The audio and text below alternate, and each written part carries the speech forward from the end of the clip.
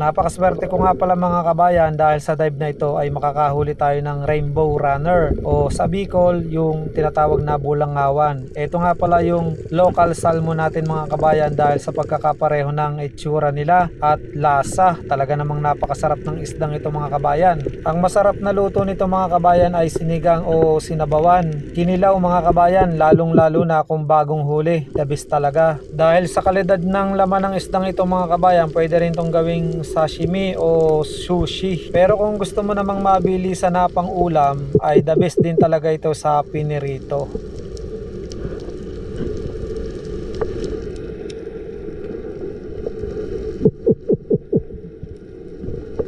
At pag drop nga natin dito around 15 meters, napakalinaw talaga ng tubig mga kabayan. Kaya naman kung may isdang palapit ay kitang kita talaga natin. Ang sarap mang ambush kapag ganto kalinaw yung tubig. At hindi nga nagtagal mga kabayan ay nagpakita na kagad yung mga grupo ng rainbow runner. Parang nawala na ako ng pag-asa dahil hindi lumapit ng husto. Pero nagtyaga pa rin tayo, baka sakaling lalapit. At matyaga pa rin tayong nag-aantay na makahanap ng tiyempo para mapana natin yung isa sa kanila.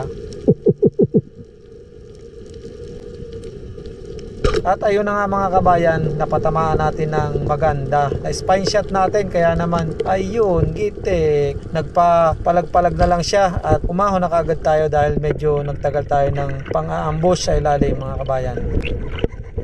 Alam nyo naman na ang spearfishing mga kabayan ay sobrang napakahirap at sobrang napakadelikadong gawin ng mga content creator na kagaya ko. Kaya naman kung mahilig ka sa ganitong klase ng mga palabas ay huwag kalimutang mag-follow at mag-share ng ating video mga kabayan. At maraming salamat po sa inyong panonood mga kabayan.